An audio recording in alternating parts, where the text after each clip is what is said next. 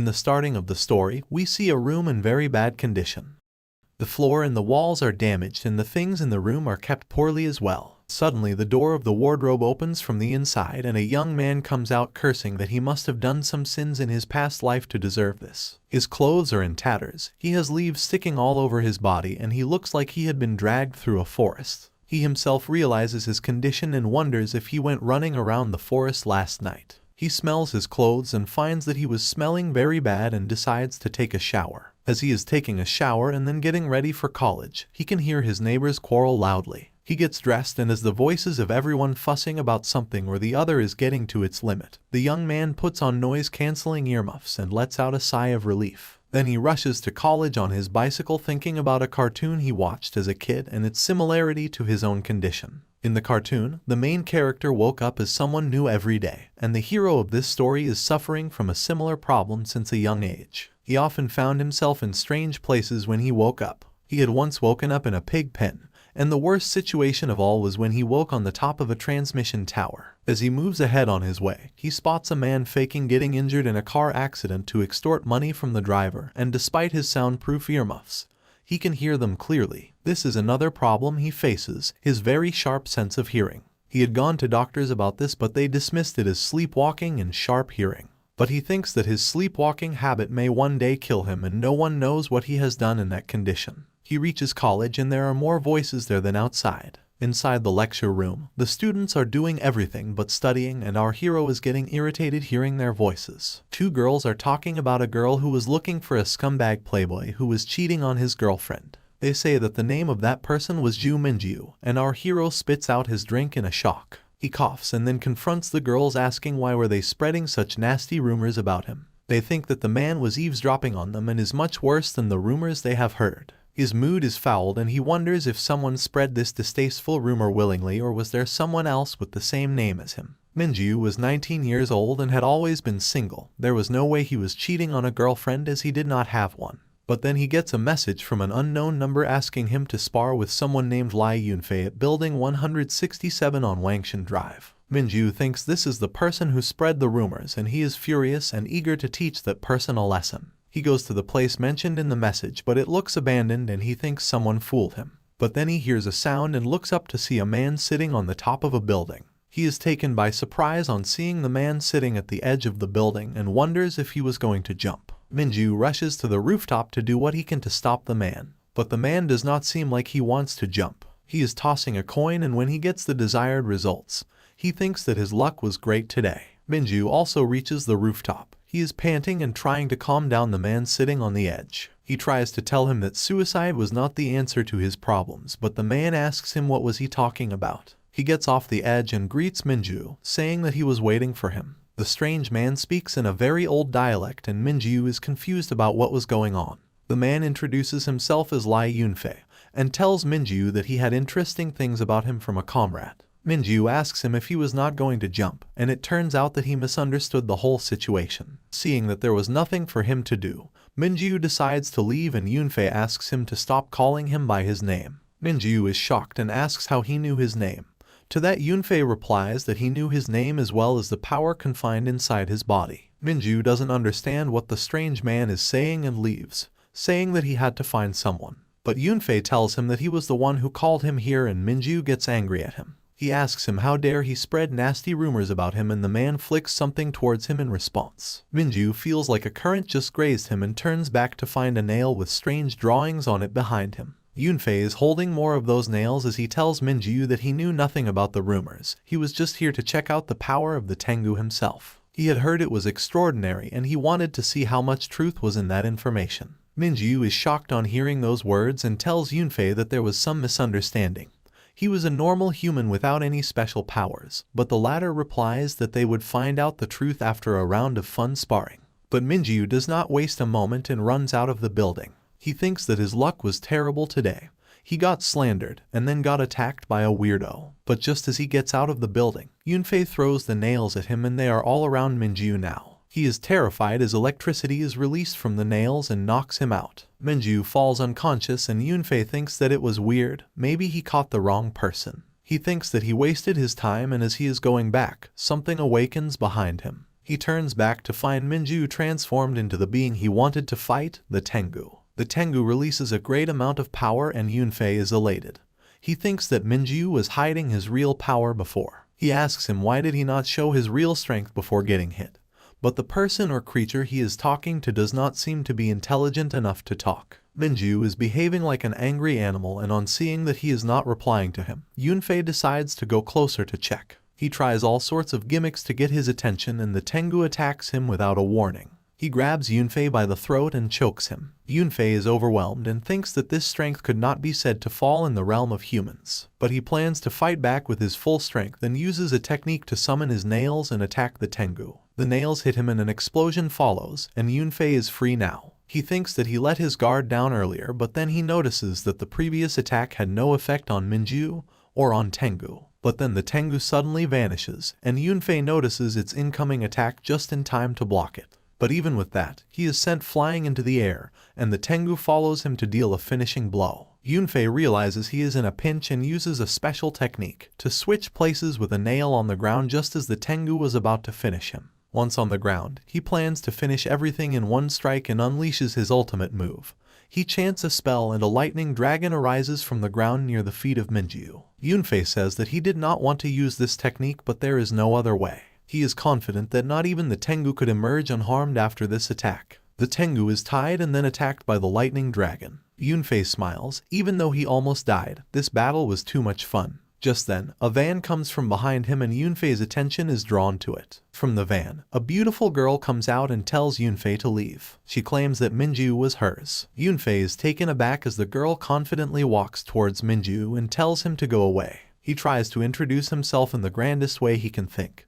But the girl gives him just one stare, and then ignores him completely. Yunfei is embarrassed and says that the girl did not have any manners. She should have at least pretended to be impressed. But just as he completes his sentence, he finds the girl pointing her sword at his throat and warning him that if he tried to interfere, she would deal with him too. She calls him Chu Yunfei and he gets angry that she was making fun of his name. He is about to attack her when someone tells them to stop for a moment. The driver of the van is a woman named Zhao, and she says that sorcerers always made everything about fighting and killing. She tells them that she was an ordinary human without superpowers, and it would be helpful if they let her leave before they started fighting. Zhao leaves and tells the girl named Jiangzu to give her a call when she was done. As she is leaving, Yunfei notices the logo on the van and immediately recognizes it. It was the logo of the Little Sun Agency, an agency that specialized in handling all kinds of commissions in the sorcery world. Though they were not affiliated to any organization, no one took them lightly because their founder was a powerful person. Yunfei realizes that it was going to be troublesome since the girl in front of him was from the Little Sun Agency. At that exact moment, he hears a voice in his head telling him to back away.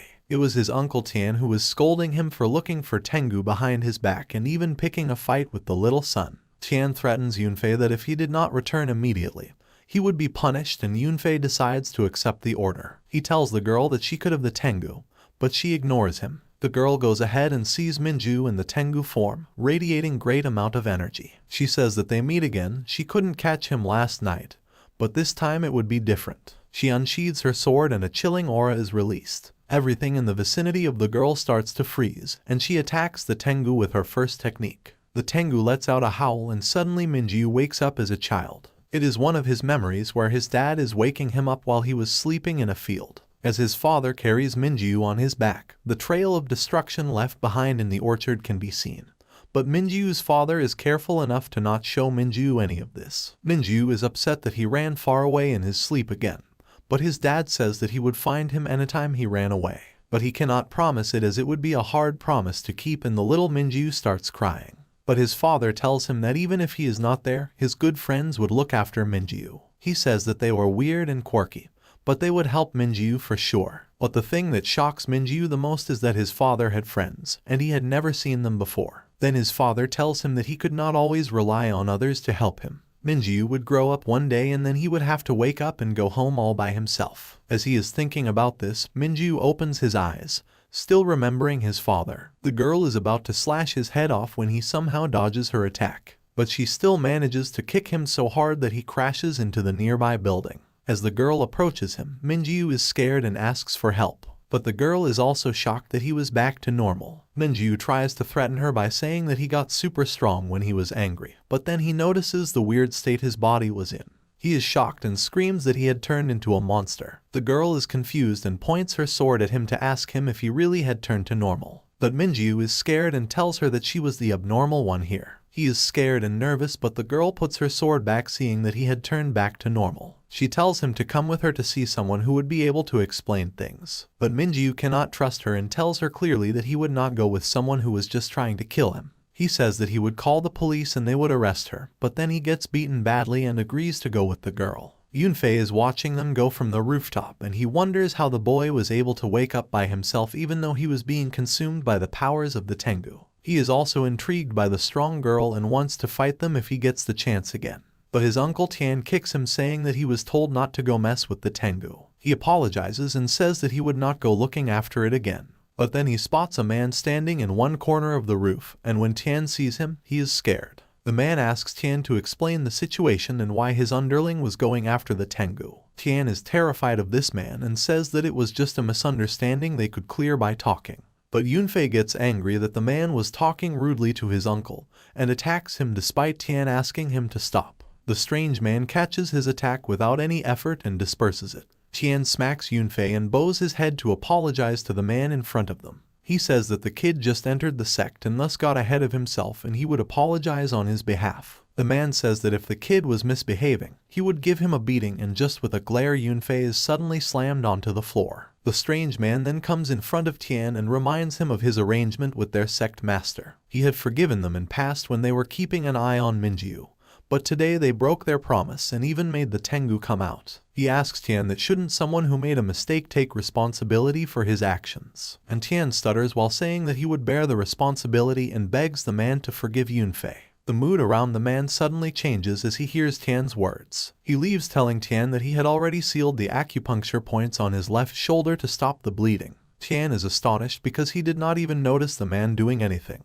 The man leaves a message for the sect leader that Minju was going to live at his place from now. As he leaves, Tian unsheathes his sword and cuts off his left arm while cursing himself for telling Yunfei about the Tengu. The strange man hops around the town and gets back to his place. He thanks his fortune that his name still commanded respect, otherwise if he had to fight with Tian, it would not be good for him. He coughs out blood and realizes that even though he used just a bit of his power, his old injuries were aggravated again. He thinks that he cannot let Zhu find out about this at any cost, and just then he hears the voice of Minju. The man thinks that he must give the newbie a good first impression, but as he is going outside, he feels dizzy and falls to the ground. It is at this moment he realizes that he had not eaten anything for 2 days. Just a few moments ago, Minju was being escorted by Zhu to their place. Minju is shocked on seeing the board outside the desolate-looking house. It read Little Sun Agency, and Minju thinks that it was some sort of kindergarten. Zhu goes in and Minju stops her to ask her a question. He asks who was she and what exactly was her line of work, and who was the strange man named Yunfei who attacked him earlier. The girl says that he said he would ask question but asked two instead.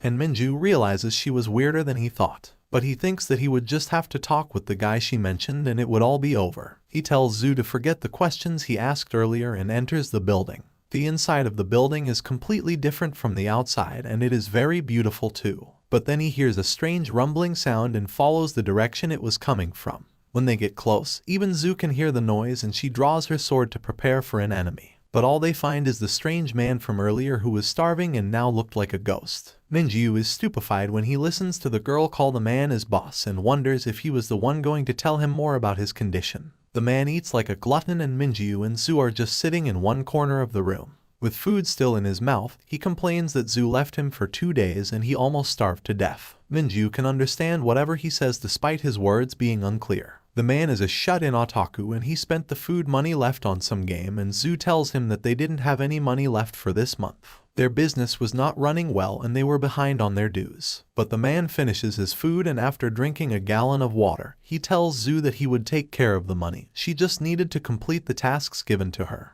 Then Zhu tells him that she brought Minju as he had asked, and the man is really excited to see him. He pokes Minju everywhere and Minju gets irritated and distances himself from the man, acting like a pervert. Minju is embarrassed and the man tells him that he was just inspecting his body's condition, and it seems like he was going to die soon. When the meaning of his words hit Minju, he is shocked and terrified. He asks the man what he meant, but he is ignored. The man calls Zhu and tells her that the cat of their neighbor Mrs. Wang was missing again and she had to find it. Zhu also seems to be fed up with her boss and says that this was not their real job, but still they were doing it more often recently. The boss says that this was the only way to keep money incoming, and the reward was also good this time. He gives Zhu the picture of the missing cat and she sets out to find it. After she is gone, Minju asks the man what was their profession. He thought that it must be a kindergarten, judging from the name Little Sun Agency. But the boss tells that it was just a guise. Their real work was taking commissions to get things done secretly in the Sorcery Society. And finding runaway cats was something they did when they had no commissions. Minju asks why was he brought to the agency, was it a commission too? And to his surprise, he is right. Someone had commissioned them to save Minju's life. It was an old friend of the boss, Minju's father. Minju is astonished and asks the man how he knew his father. The man starts ranting that his father was a friend who was worse than enemies sometimes. He once left him in a bar after drinking a lot and without paying the bill. And with that he starts telling Minju a completely irrelevant story, and Minju is bored and annoyed now. He tells the man that the more he talked, the more off topic they went. Then he asks him what his name was and the man tries to act cool. He says that he doesn't usually flaunt his name, but since Minju was a friend's son,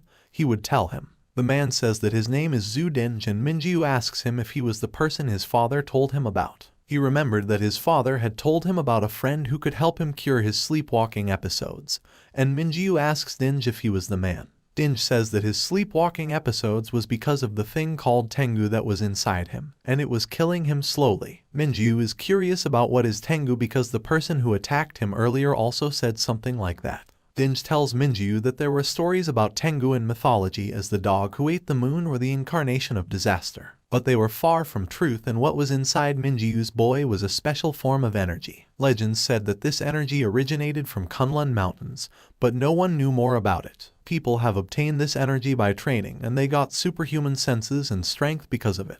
But it also consumed their body and mind, causing them to lose control and even transform into a beast. And Dinge tells Minju that if they let it continue to consume his body and mind, he would probably become a madman. Minju is concerned and asks Dinge if there was no way to get rid of it. He replies that if Minju's father could not do it, there was no way he could do it. Minju is disappointed, but Dinge tells him that even though they could not get rid of the Tengu, there was a way to control the power, and Dinge had found that way. Minju is really excited, and Dinge explains more about the method to him. He says that he had been studying for many years to control the Tengu, and after many years of research he combined the martial arts from 100 different families to create a divine art that is able to use the power of the Tengu. Minju is also interested in the way Dinge is about to show him, and he takes out a small book from the bookshelf and gives it to Minju. He claims that it was the divine Erlang arts, but Minju can clearly see it as a children's notebook with the name Jiangzu written on it. Minju thinks that Dinge was messing with him, and he opens the notebook to find essays written by an elementary grade student. Dinge explains to him that it was Zhu's elementary school workbook and it was only half filled, so he wrote the martial art on the remaining half. And when Minju reaches the part Dinge is talking about, he sees a handwriting that looks like crawling worms. He cannot understand a single word and says that it was even worse than the elementary student's essay. Dinge gets angry and snatches the book away from Minju, saying that if he did not want to learn, he should not. But Minju says that he will learn it and asks Dinge to translate his flamboyant handwriting into something simple. Dinge says that he would read it himself, but then he falls silent as he stares into the notebook. Minju smirks and says that even Dinge could not understand his own handwriting. Dinge is embarrassed and says that he would eventually figure it out. He tells Minju that a lot of people in the Sorcerer Society were after the Tengu, so he was not safe outside, and thus he should stay with them for a while. Minju is happy on receiving the offer, but then he learns that Dinge wants him to pay rent for his stay in advance. Minju is frustrated and angry and shouts at Dinge for being so greedy. But there is not much he can do now, as Dinge had already sent someone to bring over his stuff from his house. And soon Zhao comes back with her van loaded with Minju's stuff. And it doesn't even surprise him when she asks him to pay the fee of $600 for moving his stuff. He shouts that they were just trying to take advantage of him and scam him. But then he hears Zhu's voice asking Zhao to not charge him excessively. For a moment, Minju thinks that the weird girl was the most sane person here. But then he finds out that the girl had calculated the amount Minju was supposed to pay, and it was just $520. She is carrying as many cats she can and even has a dog with her. She tells Dinge that she could not tell which one was Mrs. Wang's cat, so she brought them all. Dinge tells her that she can leave the cats in the courtyard and Mrs. Wang would verify which of the cats were hers tomorrow. Zhu is tired and she drops the cats and heads to her room to sleep. And Dinge wants to take even more money from Minju by helping him carry his stuff to his room. At night, Minju thinks about the crazy day he had experienced. He thinks that since his dad knew about the Tengu, he might be a sorcerer too. But he is too tired to think and decides to sleep it off. But the constant meowing of the cats is disturbing him. In Zhu's room, the cats are causing a chaos and Dinge is clicking pictures of her while she is sleeping. Minju could not get any sleep because of the cats, and the next morning, he is sleep deprived. Mrs. Wang comes and takes away his cat and pays Dinge the fee. As they are talking about the cat, Minju comes out and Dinge tells him that Zhu would take him around the place to familiarize him with the art, and later he would teach him the basics of martial arts. But then he notices Minju wearing a backpack and confronts him. He asks that did Minju really love learning so much that he was willing to go to college even after what happened yesterday. Minju also throws a fit about how he was behind on his attendance and if he failed, there would be no scope for him to get a job. But neither Dinge nor Zhu have ever been to college, so they can't understand his situation. But Dinge considers his reason and asks Zhu to accompany Minju to his college so that troublesome things could be handled efficiently. Minju is afraid that they were going to charge him with the personal bodyguard bill for this one, but luckily that is not the case. Zhao drops them to college and then asks Minju to pay the taxi fare. He is startled and falls down, but then she says that she was just joking. Zhu also gets off and people start talking about Minju being a pervert who was kneeling down to sneak a look at the girl. The rumors incidentally find their way to him being a playboy.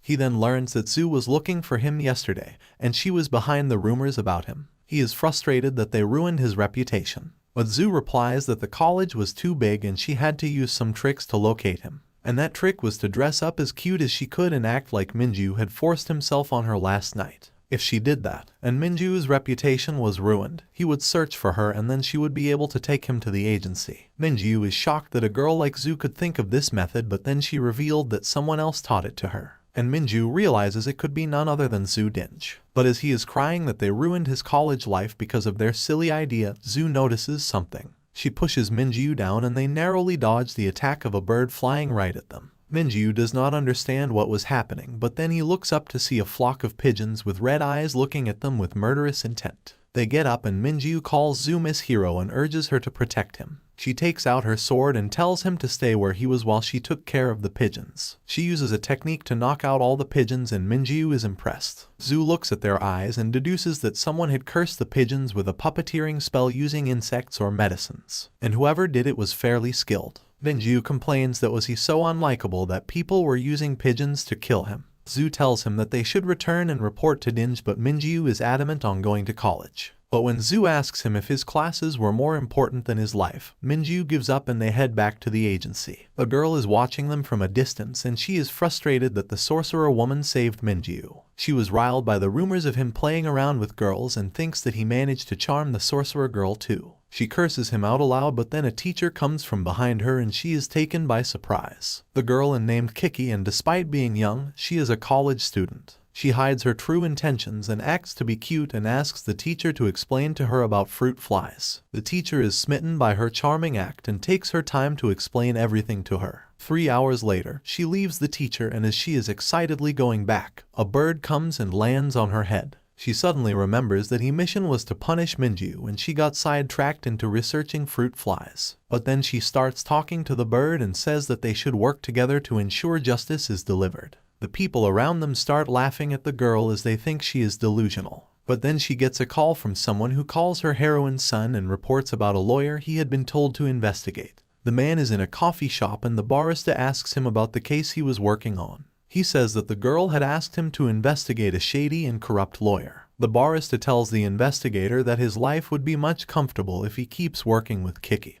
But the man says that he would like to keep a safe distance from her as she was quite tactless. It is night and 2 girls are in a bedroom. They are scared and the bedroom is in a terrible condition, like a fight broke out. Outside the house, a man is hanging from a tree and Kiki is sitting on the fence. The man apologizes and says that he would turn himself into the police tomorrow, but Kiki wants him to do it immediately. The man runs to the police station without wearing anything and Kiki goes back to her home. On her way, she picks up a stick and pretends that it is a sword. She is playing around when a branch falls on her head and she rests near the trees for a while. She talks to her bird about the various types of evil people in the world who would do anything to earn money. And more than them, she hates perverts who can never be satisfied with what they have. She was talking about her parents, both of whom were having affairs outside their marriage. As she is talking about disowning them, her stomach growls. She had run away from home 5 days ago, but neither of her parents cared enough to look for her. She thinks that they were even worse than people like Minju. And even though there was someone protecting him, Kiki is determined that she will punish him. She goes to a bar and enters the basement where everyone knows her real identity and the work she does. But she is in a foul mood and then makes a declaration in front of everyone. She tells them about Minju and how she wanted to teach him a lesson, but a sorcerer stopped her from doing that. If anyone helped her to distract that sorcerer, she would reward them handsomely. One man takes up the offer, but another person recognizes Zhu from her picture. They tell her that she should forget picking a fight with her. They tell Kiki about Zhu and her boss Dinge, who was so strong that no one dared to face him. Kiki is irritated by their cowardice and no one takes up her offer even after she doubles the reward money. She leaves the bar disappointed and crying when someone tells her not to be upset. A mysterious old man tells Kiki that he would help her, but she had to fulfill her promise of rewarding him. The next day, Minju wakes up and is still half asleep as he brushes his teeth. He enters the toilet in a rush and finds Zhu sitting there. He is so shocked that he spits out his paste and runs as fast as he can. Outside, he is waiting to apologize to Zhu when Zhao enters, and on seeing the foam on Zhu, she misunderstands the situation and beats Minju. Later, Minju and Zhu are returning after buying fried dough snacks and he apologizes her for what happened in the morning. But Zhu is not taking him seriously. As they walk back to the agency, a small dog blocks their way and Zhu gets alert. Minju thinks the small dog was not a threat, but then he finds out that they were surrounded by dogs and cats from all sides. He is afraid of the situation now and Zhu realizes that all the animals here were being controlled like the pigeons yesterday. Zhu does not have a weapon and asks Minju to stay close to her. But there are too many animals attacking him and he is utterly useless in defending himself. Zhu is annoyed by how weak he is, but then the old man comes to face her. She realizes that the situation was dangerous and tells Minju to go on ahead. Zhu is staring at the old man and he says that he was going to show her his sugar-blowing skills. He takes out sugar from his bag and blows it, transforming it into a giant bull. The bull charges at Zhu and she defeats it using the fried dough sticks. She asks the old man why was he trying to harm Minju and who ordered him. But the old man does not give her an answer and uses his technique to manipulate the pieces of the bull she just broke to create more of them. Many small bulls surround her and Zhu is surprised that the old man could manipulate so many things easily. Even as she keeps on breaking the bulls, the old man repairs them quickly and Zhu is stuck. The old man calls Kiki telling her that he was stalling Zhu and she was free to proceed with her plan. Kiki is annoyed by the creepy way the old man acted, but thanks to him, she has the chance to teach Minju a lesson. Just then, she sees him running towards her while being chased by the animals she was controlling. But he notices her and tells her to run away. Kiki commands her bird to distract Minju and he slams face first into a wall. Kiki declares that she had finally caught the dirty womanizer and would now deliver justice on behalf of heaven. She commands all the animals to bite Minju's crotch off and he tries to clear the misunderstanding and says that he was a good person. But she does not believe Minju even as he tells her that he was still a virgin and single. Minju gets angry as the animals attack him and tells her that it was all a misunderstanding. He runs towards her and the energy of Tengu releases from his body, pushing the animals away. Kiki is also shocked on seeing it. Minju runs towards her saying that the past few days had been too frustrating for him and the girl is terrified of him. She cries and asks him to not come closer to her, but then she finds herself pinned to the ground by Minju. He says that if he did not stand up for himself, everyone would keep on bullying him like this. Kiki is crying and begging him to stop, but Minju does not seem like himself. But then Zhu arrives and kicks Minju back to his senses. Kiki takes advantage of this and tries to leave, but Zhu stops her. Kiki tries to act innocent, but Minju says that she was the one controlling the animals. She acts cute and tells Zhu that Minju was scary and attacked her, but Zhu is not buying her act. She tells Zhu the reason she attacked Minju was because he was a womanizer. She was an ally of justice and wanted to punish the evil man. Zhu is relaxed once she knows that Kiki was not after the Tengu. As for the rumors, she tells the little girl that they were fake and Minju was a virgin. To prove that, Zhu makes a move on Minju, pinning him against the wall and he gets all flustered. This is enough to make Kiki understand that Zhu was telling the truth. She starts teasing Minju and calling him a virgin and his head is about to explode from anger. She runs away and Minju is upset that Zhu just let him go so easily. But Zhu has already asked someone to investigate Kiki and gets the full report instantly. She concludes that Kiki was not lying and she would not bother Minju again. Kiki is running away and she thinks that Zhu was understanding, otherwise things would have gotten problematic for her. But then she thinks that whoever spread the rumors about a good man should be punished, not knowing that Zhu was the culprit behind it. Just then the old man approaches her and tells her that Zhu escaped because he could not use his full strength in a residential area. He talks about his reward and Kiki asks him how much money he wanted. But the old man says that he hated money. What he wanted was his beloved granddaughter Kiki. He uses his sugar-blowing technique and blobs of molten sugar approach the terrified girl. Back at the agency, Dinge is complaining that Zhu and Minju took too much time and brought back soggy snacks. Minju tries to make excuses to hide the truth, but Zhu tells him that Minju was attacked but the matter was peacefully resolved. Dinge thinks that is good. They could ask for a lot of money from the people who attacked Minju to compensate for medical bill and the trauma he faced. But he gets upset when he learns that Zhu did not take any money from the girl. He begins to lecture her on how to rip off people for the harm they do to you, but Zhu is ignoring everything her boss is saying. He complains that they live in poverty and have to eat the same boring food every day, and Zhu lets such a wonderful opportunity pass. He says that Minju was traumatized by the recent attacks on him. He was eligible for compensations in millions of dollars. Minju also cries when he recalls how Kiki teased him, calling him a virgin. But Zhu sends the details of the girl to Dinge and says that if he wants he can take money from her. And Dinge is also really excited on learning that she was rich. But then Minju gets a message from his college about his low attendance. If he missed another lecture, he would be failed in all the courses of the semester. These words were the last thing he wanted to hear and he runs right away to college. He cries that every time he misses lectures, they take attendance. But then Zhu rides past him on an electric scooter and tells him to head back to safety. But Minju eggs her on to give him a lift and accompany him to college. If she was with him, nothing could go wrong. Zhu is flattered and about to agree to his request when Kiki's bird approaches Minju, and he gets scared. He is shocked that the bird was not attacking him this time, and Zhu is impressed that he could remember the faces of birds. But Minju has the image of the bird engraved in his mind.